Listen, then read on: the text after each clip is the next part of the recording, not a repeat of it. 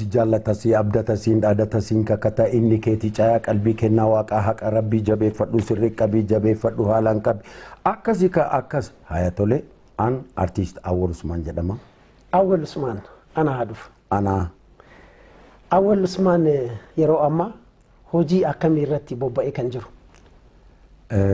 An hojiidhuma artii afaan Oromoo irratti bobba'ee jira. Hojiiwwan kee hojii directingii akkasumas hojii walaloo qopheessuu fi yeedaloo qopheessuu irratti bobbaatee akka jirtu odeeffannoon qaba. Mee hojiiwwan bal'inaan kana malees wantoota jiran mee naa kaasi? An jalqabarraa hawwisoo daa'immanii irraa jalqabee jechuudha.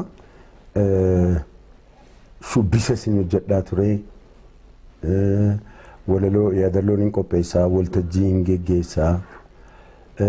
Amma immoo waggootii murtaa'ee as immoo kilippii afaan Oromootis direct gochuu fi beeksisa miidiyaa hojjechuu waan akkana irratti bobba'een jira jechuudha. Muuxannoo garaagaraa fi ogummaa garaagaraa qabda. Mee hojii aartii kana keessa jalqaba akkamitti galte?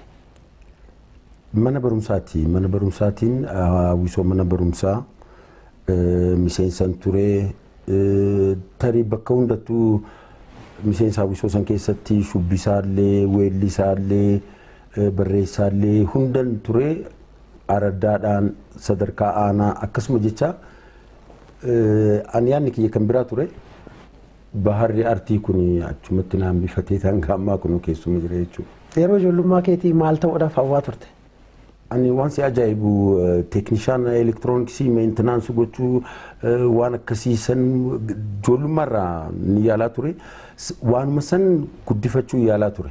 Haa ta'uuti baharri artii kun takka nama booji'ee qabannaanii waan nama gadhiisu takkaa miti keessatti nafa.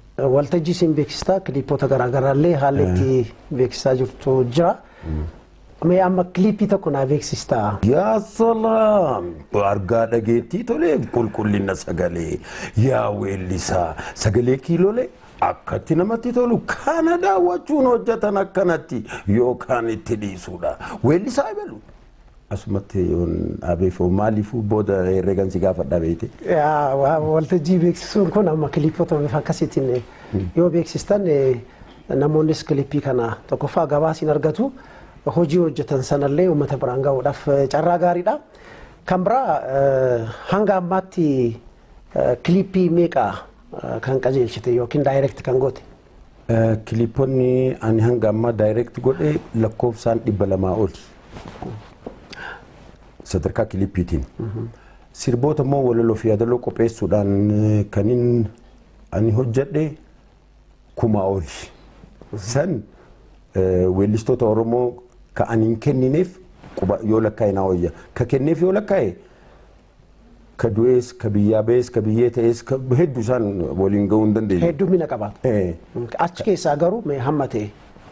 Warra walaloo fi yaadaloo kenneef Hirphaa Gaanfuree, Abbabaa Abbashuu, Muktaar Usmaan, Adnaan Mahammad, Addisuu Furgaasaa, Amiin Huseen, Qamar Yusuf, Saaliyaa Saamii, Habtaamuu Lamuu, Ibrahim Karrayyuu, Shumati Doosaa.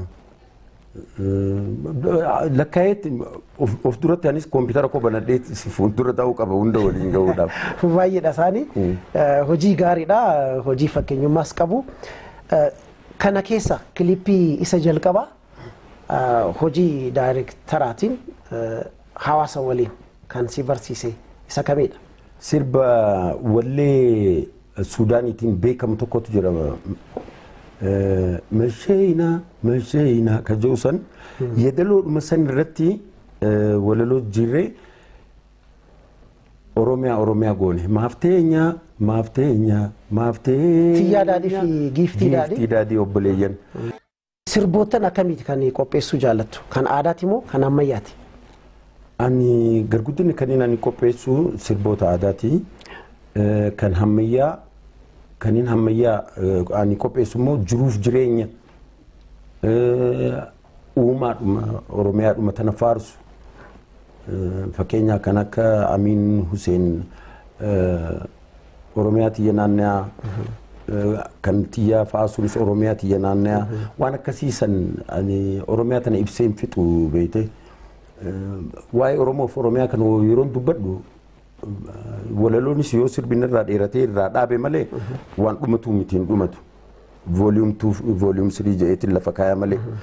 Kan biraay bakka kiliipiitti haa dhufu bakka kiliipiin itti qophaa'u yookiin sirboonni afaan Oromoo kun iddoo qabu. Kana keessaa immoo kiroomadhaan hojjechuu fi iddoowwan hawwataa ta'e teessuma lafaa hawwataa ta'e filatanii haalli itti hojii daayirektorummaatti hojjettan jira. Kuni lamaan maali garaagarummaan isaa? Isa kamtu caalaa gaarii ta'a qulqullina hojii muuziqaatiif? Kiroomaadhaan kan hojjettu yoo filmaata dhabdu.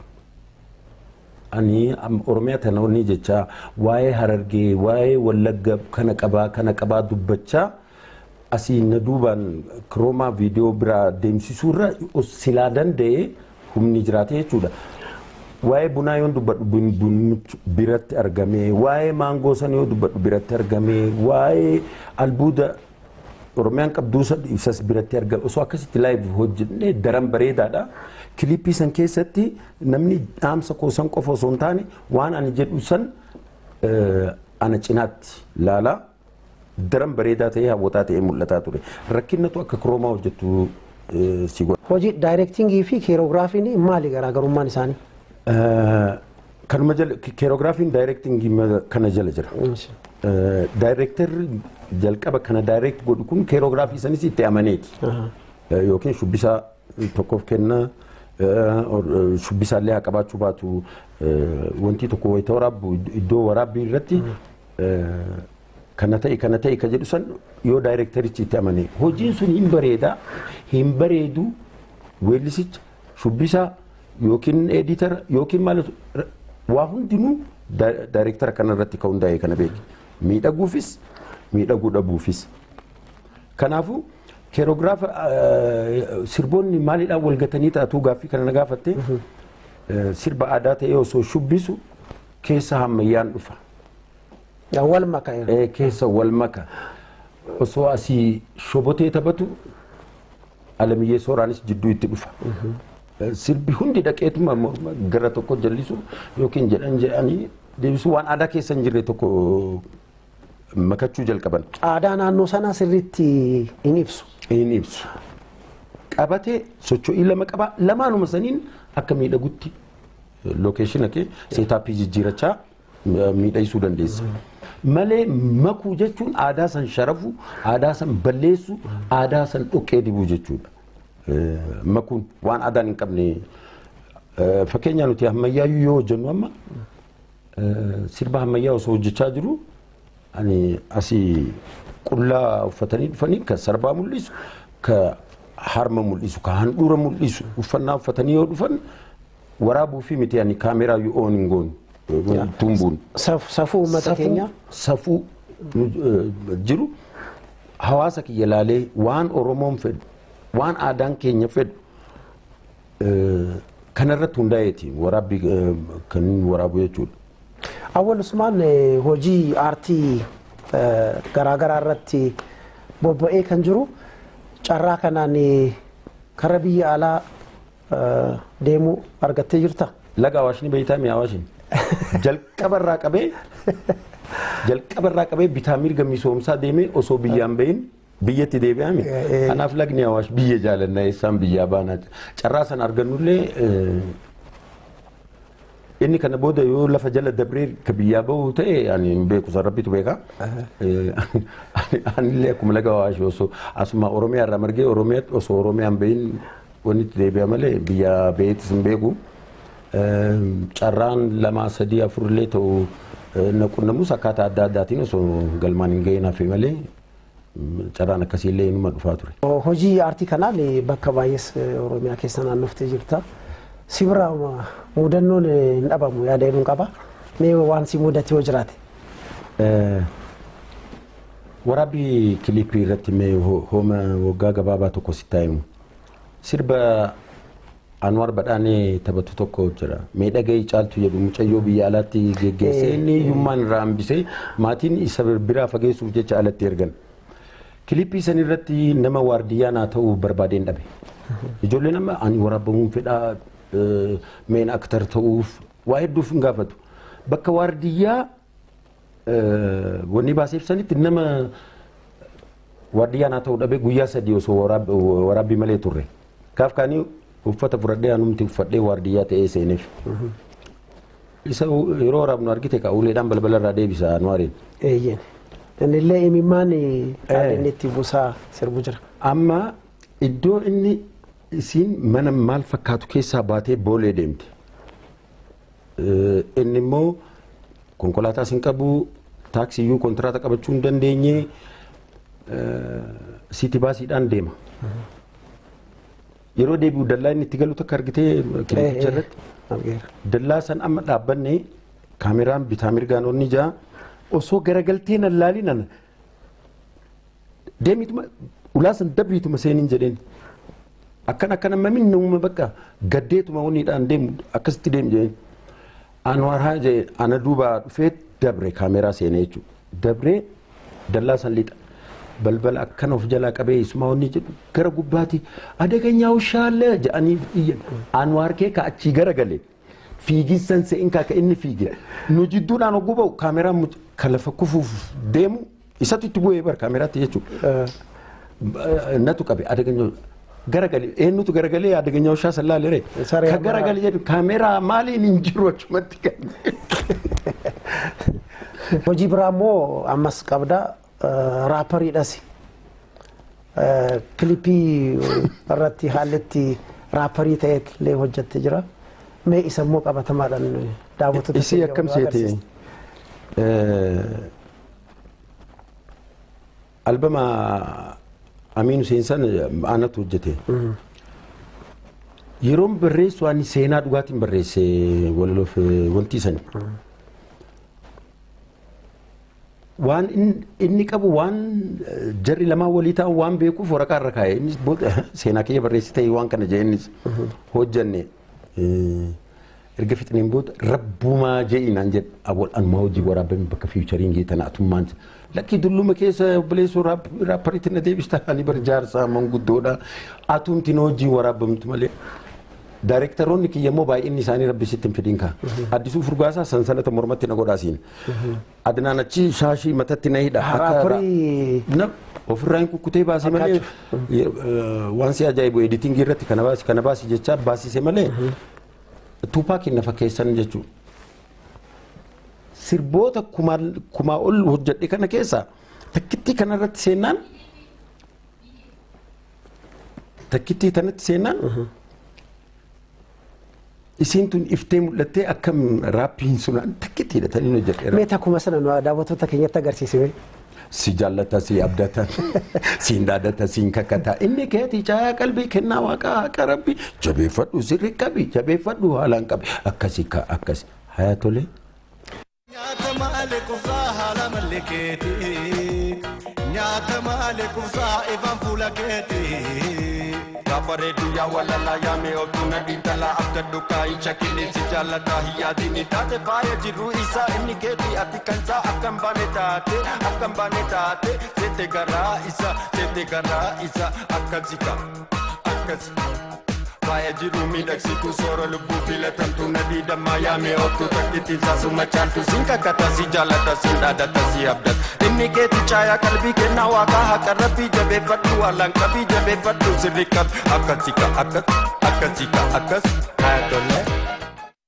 Baay'ee gaariidha. Daawwattoota keenya mariin keenya keessummaa keenya artiist Awwal Usmaan waliin jiru ammas akka itti fufeetti jira. Amma immoo karaa maatiitti dabarra. Maatiin kee aartii keessa baay'een isaanii aartii keessa kan jiru akka jiran odeeffannoon qaba. Kana keessa Muktaar Usmaan isa tokko. Kanneen biroo si dabalatee maal fakkaatu? Isa durallee hin jiraa ture. Nuti hin dhaqqabne malee umriidhaan inni amrii ta'e. Jamaal Usmaan jedhama. Inni sagaleedhaan weellistoonni afaan Amaaraa wanni jedhan Xilaa'uun fa'aa wajjin illee warra hiriiraa ture afaan ofiitiin. Inni hin du'ee akka carraa Sambooda garuu meettaa yeroo meettaa jirru maatii tokko keessaa ijoollee 6 turre Wisoo. Mana tokko keessa. Mana tokko keessa. Baandii ijoollee gaashuusmaan jette malee baandii araddaa yookiin baandii aanaan jettu. Baandii tokko jechuun danda'ama. Amma osoo jennu guddachaa dhufnee namuu karaa ofii wayita qabatu anaa fi Muktaar qofa keessatti hafne. Muktaari mataa isaa anatu ofitti fuudhe ani isa duran wanti seeni. Xiqqaa ta'ee an Finfinnee kanatti baradha.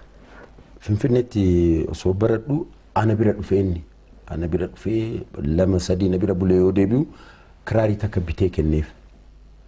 Gaafa ji'a lammaffaa moo sadaffaa yoo ta'u agarru kiraarii kana inni ajaa'ibaaf taphata. Eega baandii seeneen booda sagaleedhaan kan dhiiraatii miti kan dubartiiyyuu fakkeessee taphatu ajaa'iba.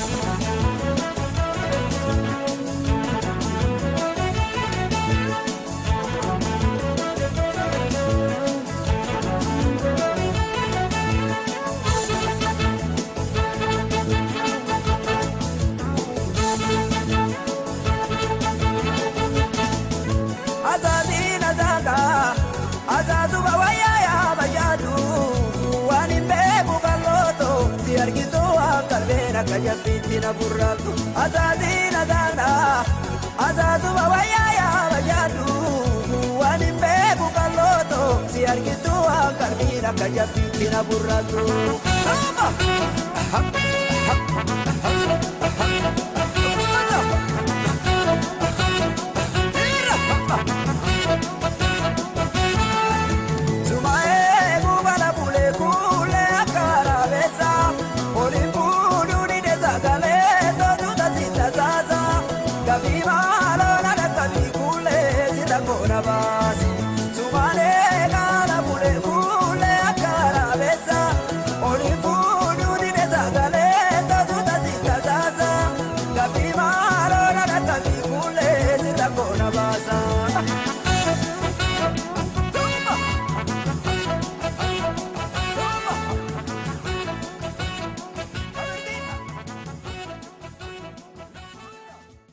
Sirba Muktaar Usmaan daawwannee walitti deebinee jirra.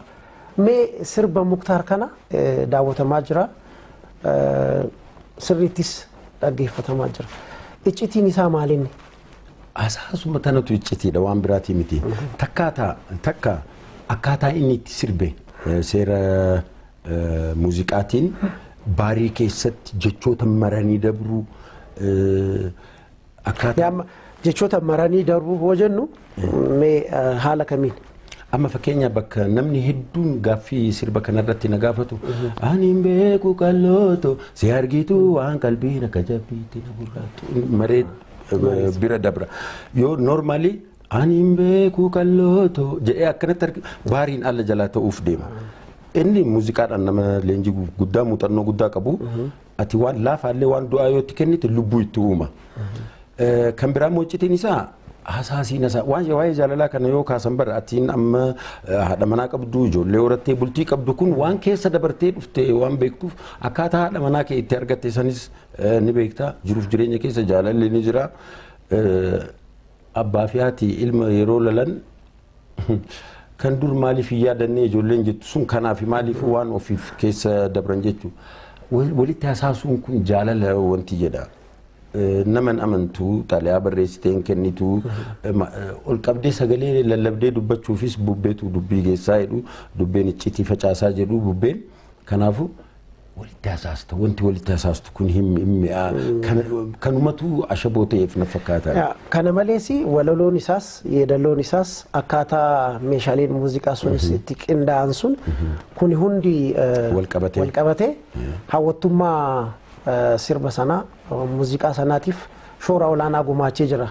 Kanaaf sirboonni tokko amma kan Dr. Kabajaa Alii Birraatis yoo fudhannee waggootii hedduudhaaf yoo dhaga'amanillee yoo daawwatamanillee kan namni hin quufneef kanaafuu dhaloonni amma jiru kunis hojiiwwan daangaa ce'an hojjechuudhaaf jalqaba maal irraa ka'uu qaba jettaati? Sirbi tokko sirba ta'uu ka danda'u jalqaba miidhaginni walaloo akkaataa itti deemu hawwatummaan qindeeffamni isaa weelli isaan akkaataa itti alalaase kun hundi wal qabata. Kana gochuudhaaf sirboota ila torban tokkoof jedhamu jira. Jidduma tokko hoo ittiin jedhanitti sanuu iddoo manneen dhugaatiitti banamee hoo ittiin jedhanii booda irraanfatamee du'ee hafu. Sirboota immoo yeroo barbaadde wanni jettu waan waasi tuqee waasi gorsee sirra dabru jira. Sirboota immoo hin duune akka Dr. Alii Birraa kana amma naan jettee kana jechuudha.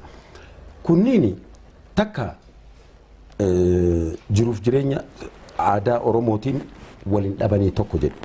Amantii waliin dhabanii lama jedhu. Maaliifuu waan jiru dubbatan. Ijoollee meeqa qabda Awwal?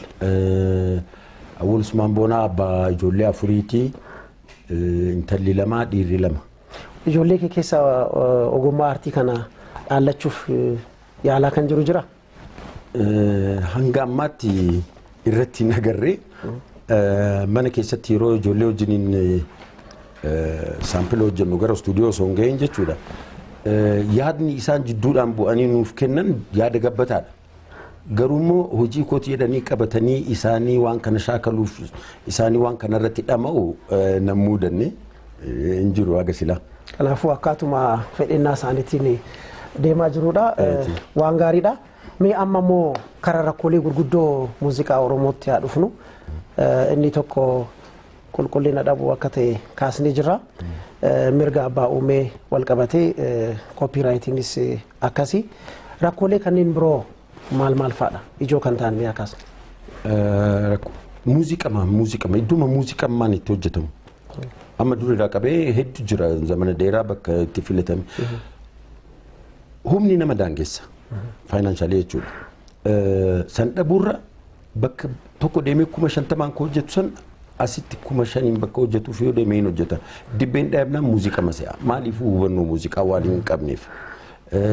Ogeessatti dhiyaatanii mari'achuu dhabuun amma fakkeenya dhiyoo kana sirboota jaalatamanii miidiyaa irratti fudhatama argatan kan akka Galaanaa Gaarumsaa sirbu Amalekee Ashuree koo jedhu kammoo jireenyaan kootee qallooto mucaan masan qindeessisan yoo ilaalte umriin isaa ijoolleedha.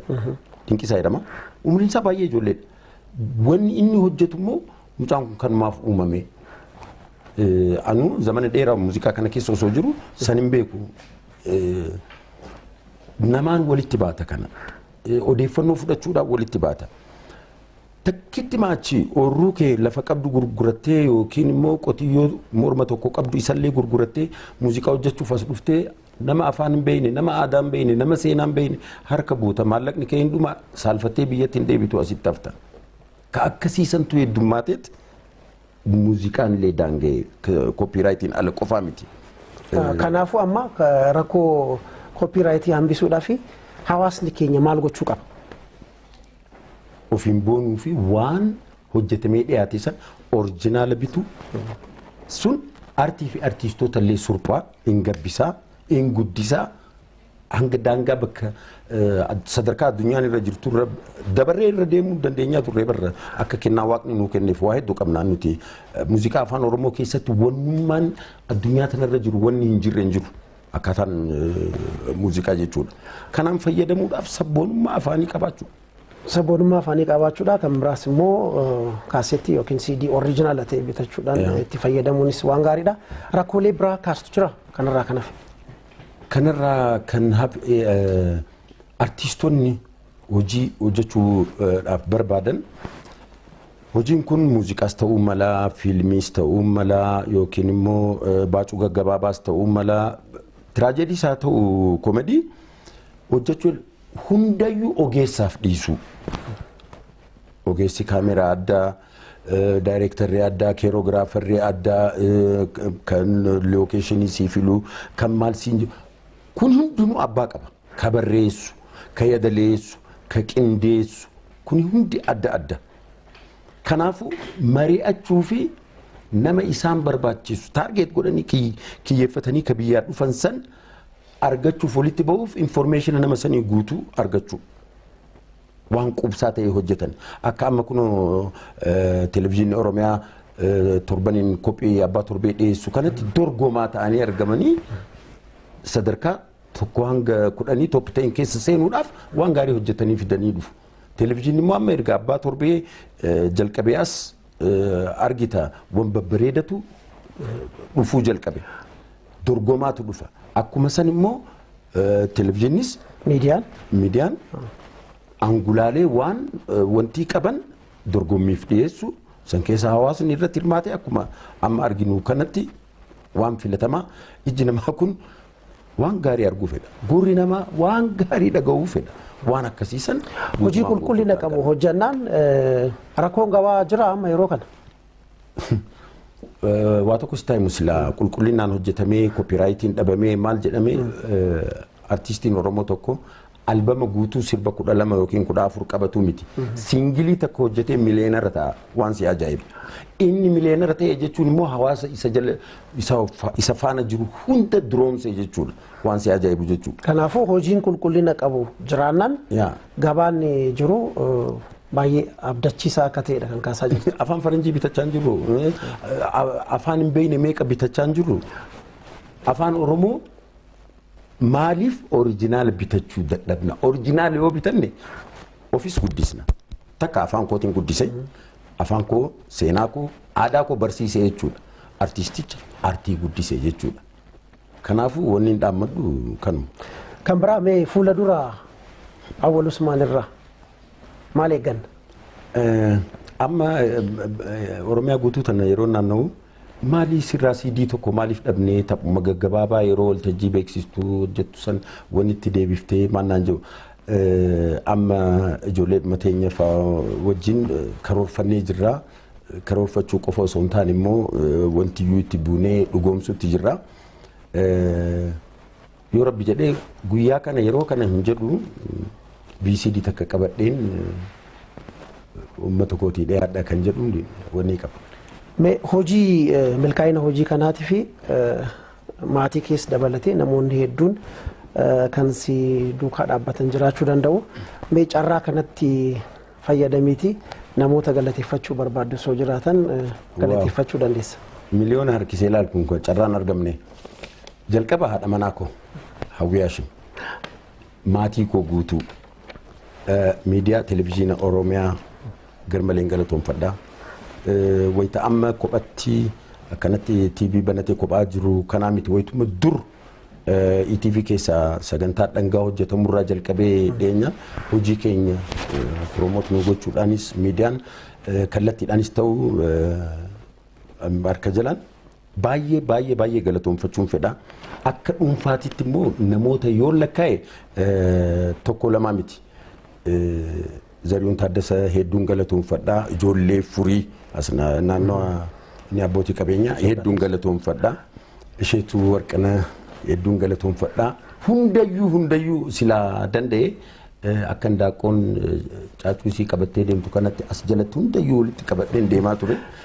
Hunda keessanuu uummata Oromoo guutuu nin galatoomfadha. Artiist Awwal Usmaan waliin namoota yeroo biraa hojii haaraattiin wal agarra. Anis Kaasuuf Laggasaa isinii wajjinan ture. Qophii keenya kanumaan xumurraa qophiilee televezyiinii Oromiyaa hafan waliin turtii gaarii isiniin jenna.